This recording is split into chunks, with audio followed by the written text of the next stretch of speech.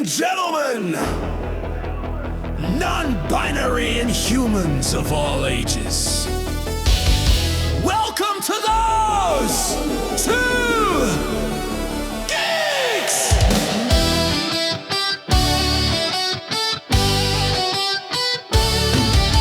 In a world of comics, toys, and fights, wrestling dreams and movie nights, they've got the laughs, they've got the takes. Two geeky hearts make no mistake. From capes to cows, heroes ride their pop culture's mighty guys. Grab your snacks, it's time to speak. The power's strong in those two geeks.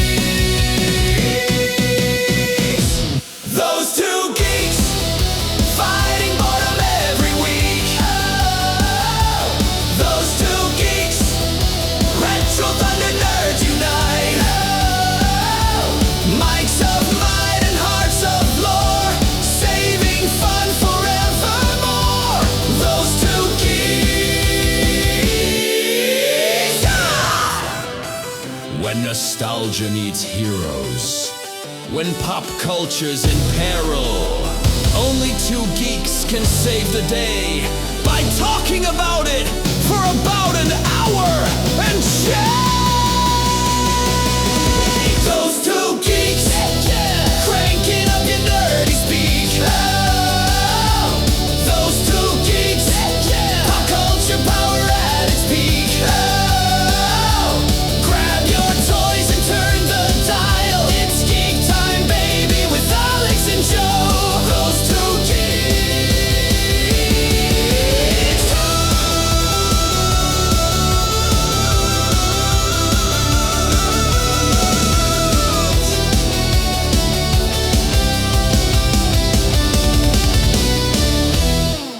Okay, so I actually don't know how to do the introduction after that. I know. It's one of those things where after you hear it, that's almost all of what we would normally say in the intro. Yeah. But, my name's Alex. This is Joe. You Oh, man. may occasionally hear the odd mechanical chirping sound. We're not sure where it's coming from, whether it's on my end or Joe's end, or even if it's going to be in the final recording. Hello, Cat. But So listen, we'll find out. I might be biased, but that was the greatest fucking intro song of all time, and we can't add to that. It's so amazing. Like I want to put that on my Spotify and listen to it in the car. Yeah, It's I like think the I sent you 80s. the link. Ah, I think I sent you the link for it, but yeah, it's one of those things where I just sat down and started playing around, and that's what came out. So, It is so 80s. It hurts. I love it. I absolutely isn't it love great? Isn't it great? Yeah. Yeah. I'm sure we'll gush over it again again. And folks, if you want to hear it oh, again, stay to the end. I'll play it again. I mean, or you can rewind and play it, I guess. But Yeah. Exactly. that's not fun. So last week you were at Rhode Island Comic Con. I was. I covered it for 2 out of the 3 days. How was that? Because I know you were also down with the flu or the crud before you even went to the con, which I had probably only made things the worse. plague or something, which was really bad. Yeah. Second day was horrible. I was like shivering and shaking and just achy all over, but I made it through. So I was able to I still have it. I was able to get an interview. And but I let my cousin, the illustrious Stevie Oaks, which was his retirement tour, actually. This was his final convention. He's stepping away from doing the Peter Griffin in person, right? Done, yeah. And he did a brilliant job on like doing a riff off of the John Cena "The Last Time Is Now" with Stevie Oaks. Like it's just so good. And so I relied on him to do some lifting for my interview because he had a voice and also it was his last time. So yeah, which makes sense. I interviewed if you know Nickelodeon or if you even know the show Yes Dear, I interviewed Mike O'Malley. And I know the name, but I don't know if I know the show. He's from the New England area, but obviously not now. But he also works on Heels. He writes Heels. Yeah. So him and I connected right off the clip with the wrestling, and he's a new converted wrestling. He's friends with Stephen Amell, and that's how he got into writing Heels. So he became a fan of wrestling through the show, and now he's just a diehard wrestling fan. He loved it. And but we weren't talking about that because there used to be this show called Guts on Nickelodeon way back in the day, where kids would compete for this big glowing thing called the aggro crag. It was just like the green rock that glowed. They would climb, like picture like American Ninja Warrior, but for children, way back in the day. Oh, like the earlier version. Yeah. Yeah, like American Gladiators type deal or American Ninja Warrior. So my buddy Donnie, you know, has always been a fan of that show. And he had a name Guts medal from the show. I don't know how he procured it. He did not win it. And if he listens to this, he did not win it. So he did an interview previously to me that weekend, and he was doing it with Mike O'Malley, and he's like, you know, he's like, I waited 20 years to hold this above my head. He's like, sure, I'm taller than all the competition. I've been scouting them for 2 decades. He's like, you know, yeah, you got a size advantage over the 11-year-olds. And he's like, it doesn't matter, Mike, you know, it's just like hard work and perseverance plays off. So like he held it up. When I saw him do that, the next day I decided, I said, I'm going to interview him too, because Donnie wasn't there. Donnie was there the first day. So what I did was I had Stevie come in and discount everything Donnie did. So like basically Steve held it above his head and he's like, yeah, you know, it was surprisingly easy. I don't know what Donnie was talking about. I won this thing without breaking a sweat. And it was like, it's so good. And then we just went in and let him plug heels and we talked and had fun, but it was a really good interview. I'll send you the YouTube because I got to send the coverage over. I did it under both Graphic Policy and Smart Tank Revolution because we were both there. I'd actually like you to send it to Brett if you could. But so that was the interview. And then my big thing, the reason I went, because I was debating on even going, to be honest. I have been burnt out. Well, I haven't had that spark for the convention in the last year or two. Obviously, going through my mental health with the depression and everything, I just wasn't really there. So I was like, I'm going to give it one last shot. It's my cousin's retirement. I might as well, you know, see if I can get the spark back. Once they announced that Jericho was going to be there, I knew I had to go no matter what. I said, if I'm dying, I'm going to go because I've been waiting about 20 years to meet Chris Jericho. I've been a big Jericho-holic for the longest time. And he never just seems to coincide and come around anywhere in the area or any convention that I seem to be able to go and do. So yeah, it's funny how like he travels around a lot, but sometimes you're just not your paths just don't cross. Right. So I was like, I gotta go. So we waited in line for about an hour and a half. I met him. We didn't interview him. I didn't know it was his 55th birthday that day. So, but I was nervous because I had heard lots of mixed reviews on Jericho. Some people are like, oh, he's a prick, he's this, he's that. And some people are like, oh, he's okay. And I'm, God, he's one of my top favorites. Like, I really hope this interaction goes well. He was the nicest guy to us and everyone that I saw. Because I watched him. He rushed nobody. He had a huge line. He took the time. I'd say he took about 2 to 3 minutes with everybody, at least. And then did Which pictures. Which is insane and, when like, you really look at it. Yes. So when you put it that way, and you've got like Susan Sarandon, who's a gigantic movie star, who was there as well, but not really there because like there's a lot about her I won't go into. But you know, it wasn't the same experience for people. Yeah. And this guy was extremely personable and this and that, and it was unreal. It was so cool. And so like I was like satisfied. That was day one. I was like, if my convention ends at this, I'm fine. I did everything, even if I just get B-roll coverage, I'm happy. But then I got the interview with Michael O'Malley, and then I talked to some of the Terrifier crew, the producers, like the effects crew, because they're Bill Diamond's crew.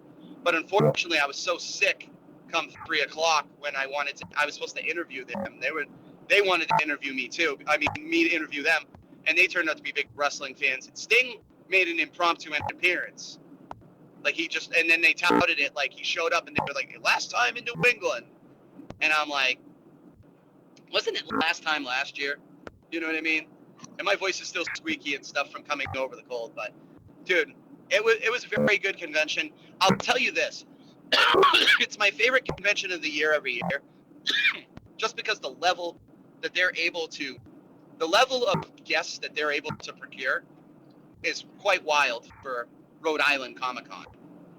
And you would think like Boston or San Diego and New York would really get these guests. They get some big guests. When Vincent D'Onofrio was there, Charlie Cox was there. They were right next to Jericho. Yeah. Deborah Ann Wald was there, who plays Karen Page. But I knew it was more about coverage than just meeting people this year. So, yeah.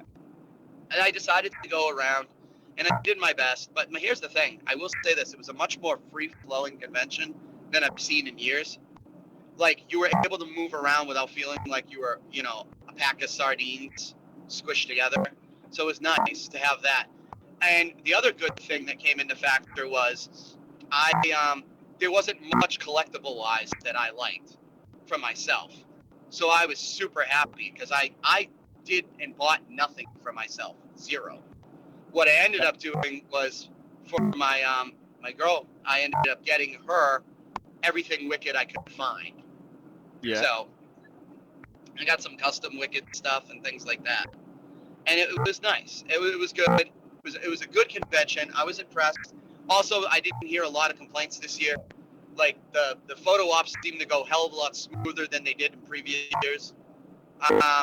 It just wasn't a clusterfuck, which was really, really good. Flair was there. He had some issues apparently. Like, he was, there was some complaints about him. Yeah. So he was gone very quickly. But it was good. It was nice. It was tons of comic books, and I thought that was refreshing too. The comic book artist alley was so much more busier than I've seen in years. So it was nice to get that back to like that roots situation where the comic books got a big focus. It's funny if I go to a convention it's listed as a Comic Con and there's not many comic book things there, I oddly get disappointed. Even if I'm not there to buy a lot, it's like, well, I guess that's something, I suppose. Like I honestly think they need to change the name to Pop Culture Con or something of that effect. There's a convention near here that doesn't have Comic Con in the name, HalCon. It's just, hey, it's very clearly this is a nerdy convention. And then there's a couple of others that are like Atlantic Entertainment Expo, things like that, where it's not specifically listed as a Comic Con. I mean, it could be like Rhode Island Fan Con or like, Fan Expo, but Boston has Fan Expo. So, but because I think Comic Con is very misleading. However, they had quite a bit this year. A lot of Marvel Legends. Oh, the other thing too was the stuff that I did see was not marked up ridiculous. Like I saw Dragon Man, Hasbro Dragon Man for $100, which not much more than what he was going for on retail on the site. It was $20 more. We had first appearance of Boba Fett come in the other day, and a few years ago when it was sold initially, it was like $800. Yeah. And it was sold the other day for $200. So it's decreased so much, dude. Yeah, it's like we were talking about at the shop. It's because the people, come in when the bubble that had blown up. COVID.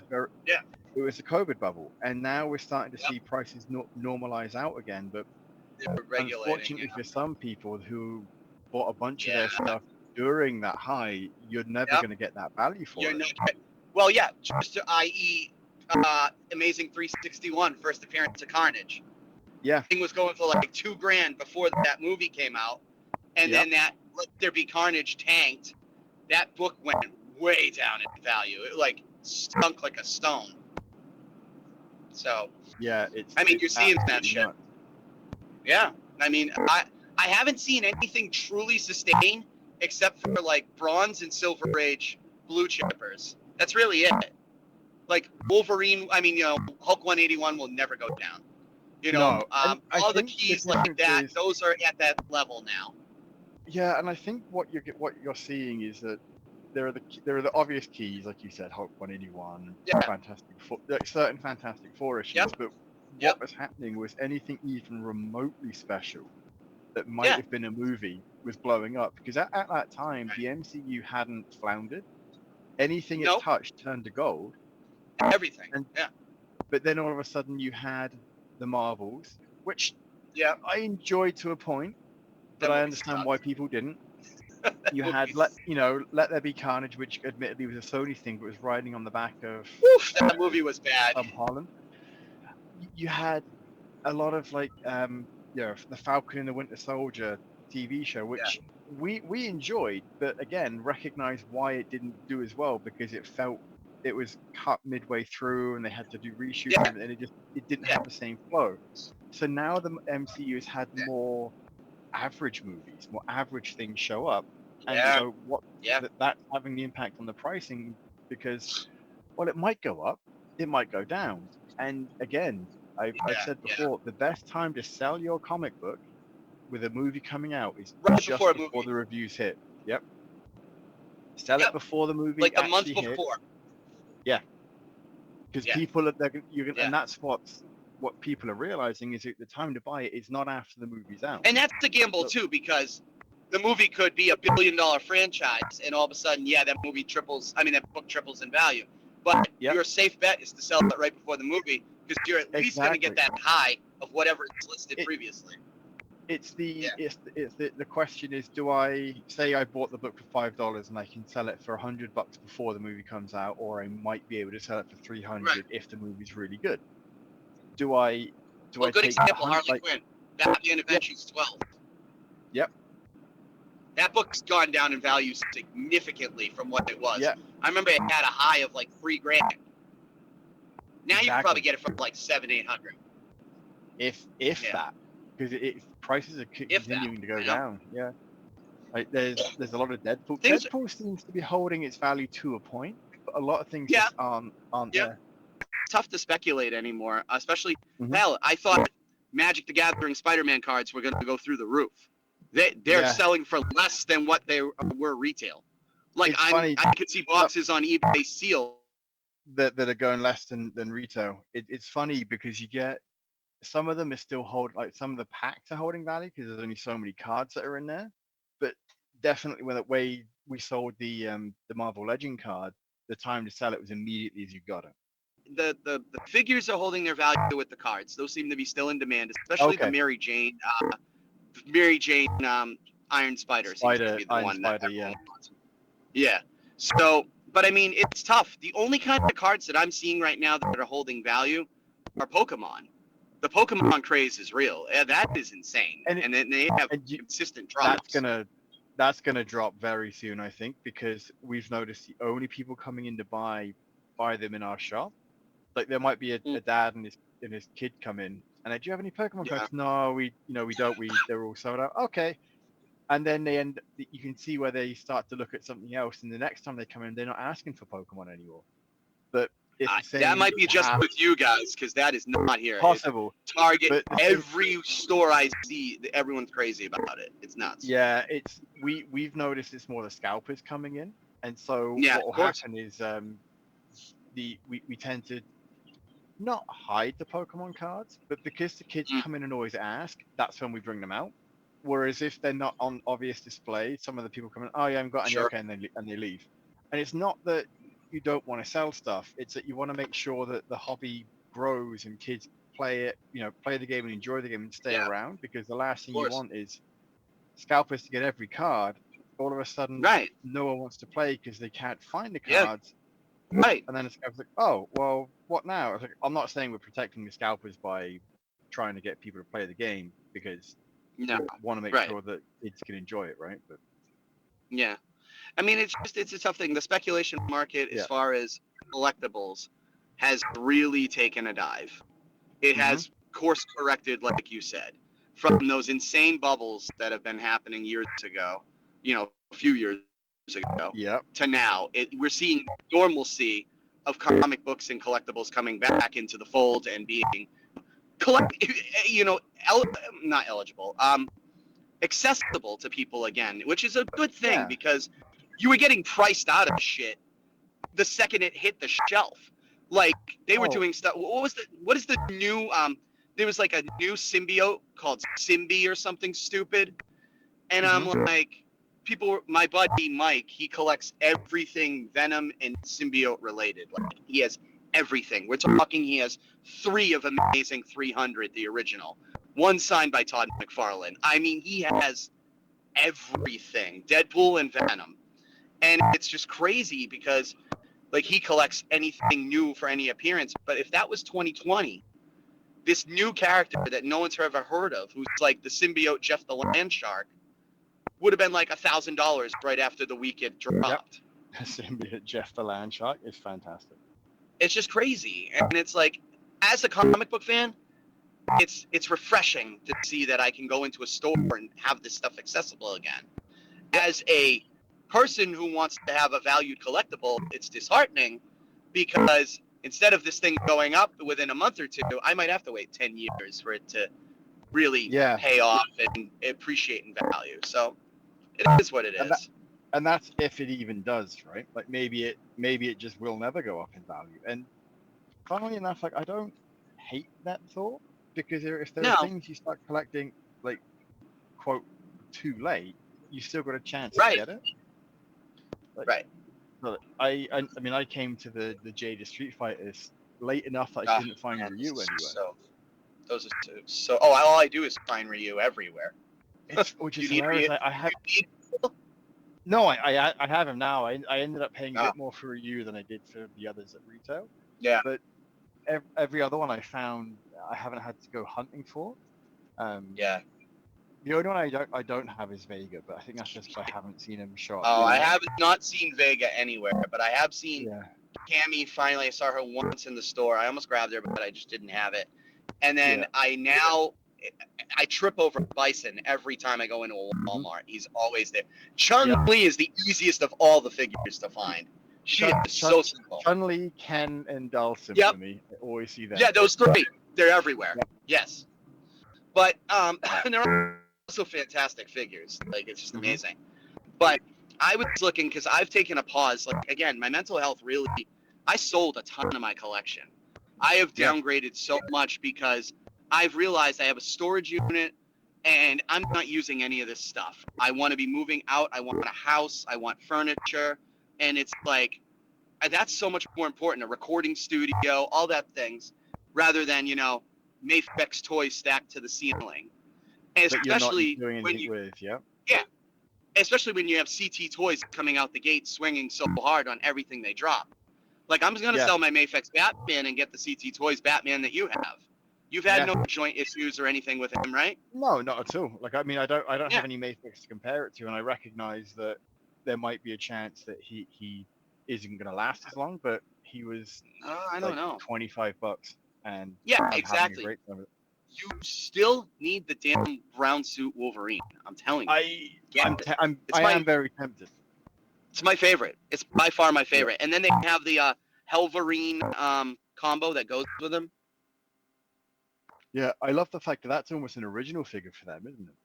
I know. For them, that's how I think they got away with it. That was one of their first ones they dropped. But now they have a company they have a subsidiary called Mess Toys. And they're doing the Ben Reilly's, not Ben Reilly, the Kane Scarlet Spider. And he looks incredible. Yeah, just based on what the Mess Toys Black Costume Spider-Man looks like, the Kane Scarlet Spider is going to be a perfect figure. It's unbelievable. So I'm selling my my Mafex symbiote Spider-Man even today probably, because it goes retail for about $300 right now, and the Mess Toys is like $30. I'm no longer right? I'm no longer in the business of saying, oh yeah, but mine's an original and it has a hologram sticker on the box that proves, like, who fucking cares? I don't give a shit about that. If I want it out and I'm going to play with it and display it, I don't give a crap. No one's going to see the box. It doesn't matter, right? Like, unless you're an inbox collector, it really doesn't matter. Like, and I'm not advocating that, just go pirate everything and whatever, but at the same time, these knockoffs, the quality can be lower, absolutely. Yeah. And the thing is that it can be lower, but it's also accessible. And I'm more than happy to run the risk of getting a figure that falls apart after a little while. If it won't, I'm telling you, it won't. Right? My Wolverine has stood the test of time so far. I don't think it will, but like I'm not playing with it like I would have years ago as a kid. Yeah. And if this Yeah. is something that as parents, like, you know what, maybe I'll introduce my kids to slightly higher end figures. I'll see what they do with the CT toy versions. Yeah. Great, that's the way to do it. It's a dangerous situation component wise because you know, if you're Mafex, you're hemorrhaging money for this because Yep. they're putting you to shame. They're selling it for not even like $30. I mean, it's insane. It's not even half. It's like a tenth It's almost of what it is. So yeah, it's unreal. So like, if they do a Cyclops CT toys, I'm grabbing it because I don't want to pay 150. Because here's the problem with the tariffs. If you're in America or even Canada, probably all the Mafex stuff has gone from 100 to about 150 retail to order. I don't know. I didn't think there were any tariffs on this when I got it in, and I don't think we would get them unless it comes through the States. If they're shipping directly to Canada, we don't tend to be impacted by it the same way. Yeah, but a tariff on something that's $30 is not going to be crazy. No, exactly. But a tariff that's on 110, which is what the Mafex asking price is, Mafex price has gone up significantly. They're pricing people out, and that's why they're no longer selling out as fast. Because before it would be like Cyclops would go up on Big Bad Toy Store and he'd be sold out in like 3 or 4 minutes or barely an hour. Now it'll stay up for like weeks because people don't. He used to be $99, but then he went up to 120 just to order, and now they're 130 to start. All of them. Jubilee's 130. Like all of them that come out are 130. Yeah, that's a lot of money. So, and then that's not including the tariffs, because it even says excluding tariff surcharge. Yeah, because they've no idea what the tariffs are going to be. Yeah, it could be 200. Yep. I think the Mafex the CT Toys Batman's fantastic. I would not have paid much more than what I did for him. If Mafex is the only option, that's cool, but I don't need it. These figures I would pay every day of the week $75 for them. They're high quality figures. They're SH Figure Arts level, all that stuff. I would pay $75, but that's the ceiling. I'm not going to pay $130 for a figure that just comes out. Like, that's nuts. Because they're not bare bones. They come with a lot of stuff, but at the same time, not enough to justify a $130 price tag. Because if you're going to start building a universe, you're talking thousands and thousands and thousands of dollars to get like a Justice League. Exactly. So, and the X-Men too. But here's the thing: the X-Men, they're so slow. Like Rogue keeps getting pushed back and back and back. Like I'm waiting for Rogue. The Gambit I'm keeping. He's my favorite Mafex toy of all time. Is the Gambit figure. He's just near perfect. And I need Rogue to go with them because those are my two favorite X-Men besides Logan. Is Gambit and Rogue. I love that pair. So once I get Rogue, I might just have like a team of Wolverine, Gambit, and Rogue, and then they face Magneto. Because like I don't want to go getting Jubilee, Iceman, all those people. Like because now I'm talking $800 to get the set of figures, and it's like I'm no longer in that business. And Marvel Legends, I like Marvel Legends a lot. And every now and then, a legend comes out that just blows me away. And I'm like, yeah, it's worth the money. But there's so many of them that I'm just like, nah, this is a very average figure. And I'm not paying $35 anymore for it. Like, there's no need. No, exactly. Some of the ones that, like the Executioner Build-A-Figure Wave, some of them are fantastic in that. And I need the Enchantress. Yeah, I was like, I really want to get the original Ghost Rider, the Ghost Cowboy thing, just because I think he looks cool. Do I need him, or am I getting him just because he looks fun? So, and that's the thing too. I'm no longer doing that. Before, where I was like adding these characters who were so niche and so like nondescript, I don't do that anymore unless it's like a main character that I am in love with. I'm not ordering them anymore. I've ordered the Wolverine for obvious reasons and the Spider-Man because I think the 6-arm Spider-Man is going to be cool. I know he's not actually like a Peter Parker clone or anything, but he's going to work for my Spider-Man shelf. Yeah, it's Matt Gargan from the Dark Avengers.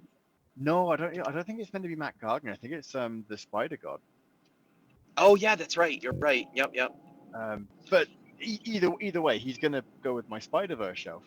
Yeah. And but I don't need any of the other ones. So I'm like, well, now I have pieces of the executioner that I'm not gonna want, right? Like, or Right, I'm probably not exactly. gonna do anything with. Yeah. Which in And the other many thing- ways is why I prefer the retro cards, because you don't Yeah. get these extra pieces of thing. Right. And the other thing though is like, it's just, I don't know, the figures. I tend to buy them and then I end up just selling them because they sit around. Like I don't open them forever, and then I'm like, I'm not really, fussed and Doing like anything with connected to these Yeah. characters so much. I just get rid of it. So it's like, why am I buying this stuff to get rid of it? And a lot of the times, I'm getting rid of it for less than what I paid for, just to Yep. get rid of it. And it's like, no, Yep. I'm not doing that anymore. Like there are certain things that I know for a fact that I will buy, like the Sentinel I'm buying for 97. And Mephisto, I locked in because I am such a big Mephisto guy. I'm so excited for that. But I But think other that's than what- that, yeah. well, and that's what we've been saying for a while now, is that. And the if- Maximum series, if I get it. They just haven't done enough for me. I don't like that I- Hulk at all in person. Don't like it. I keep looking at the Deadpool. I'm like, do I really? But need a Deadpool is the Maximum only Deadpool? one that's kind of won me, and I'm thinking about it all the time. Yeah, but I didn't. But the, I didn't yeah. get the Hulk because I Mhm. was thinking about it, but then I kept seeing. I was like, that rubber chest looks like it could rip for me, and I It's thought just- I'm gonna stay away from it. And I'm It's not glad good I in person. did, because I've seen so many instances where it has ripped, Yeah. and the Maximum Spider-Man didn't differentiate enough from the Renew Your Vow Spider-Man for me. right. And maybe a slightly different mass. I'm like, yeah, it's not. It doesn't do it. It's not different enough that I can justify spending Yeah. that much money for a figure for the show. No, it's really not, and it's just one of those things that it's just like, what the fuck. Yeah, But exactly. I So do didn't have bother to getting wrap, that one. unfortunately. Oh yeah, So no, of course. people are going to be listening to the exciting music again in a few seconds. It was Yeah. nice to catch And- up. Agreed. Just to on a closeout note, Rhode Island Comic Con was very good this year. I highly suggest it to anyone, like I do every year, but this year it seemed to shine a little bit more. I don't think It's it was funny, I on as remember you- grand a scale. Yeah, I remember you saying that in years gone by that it seemed like it was at a pivot point, and I'm glad that it went in a way that Yeah, a positive much way, better. right? Like I'm glad that it went in a ended up going to a more enjoyable convention experience for people. Yeah, staff was fantastic. The show was good. I had a good experience overall. It was very maneuverable, which I found extremely helpful. Yeah, and I which would is super recommend helpful. bringing anyone to it. But we'll definitely catch up again. We'll be doing this because now I just want to hear the intro music. So It's great. Yeah. All right. You know what? Speaking of the music, why don't we play it now? Ladies and gentlemen, non-binary inhumans of all ages, welcome to those two geeks!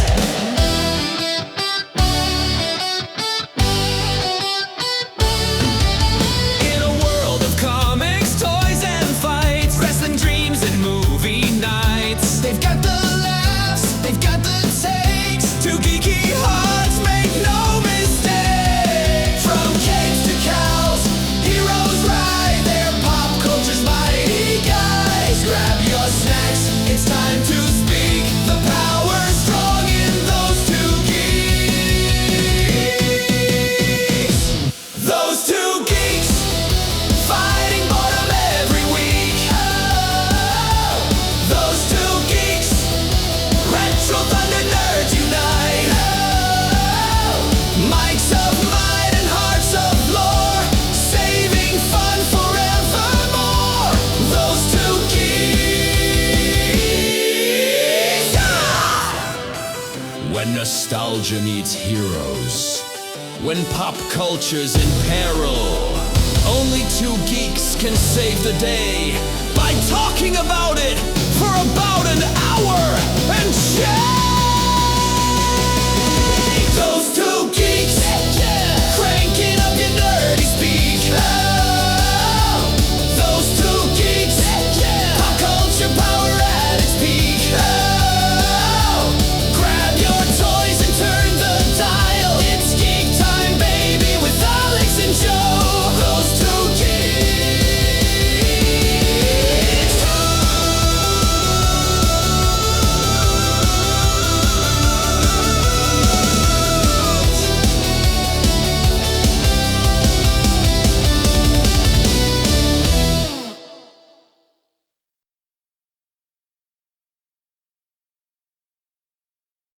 Hey, thanks for watching the previous video from Graphic Policy Television. Just by watching, you help support our site. Thank you so much. Now, if you're watching these videos, you probably care about geeky things like movies, television, comic books, toys, games, video games, you name it. You can go and subscribe right now to our YouTube channel to stay in touch and catch all the new videos, or check out our website at graphicpolicy.com. There's a nice link on this end of the video. But as always, thank you for watching. Keep on rocking and keep it geeky.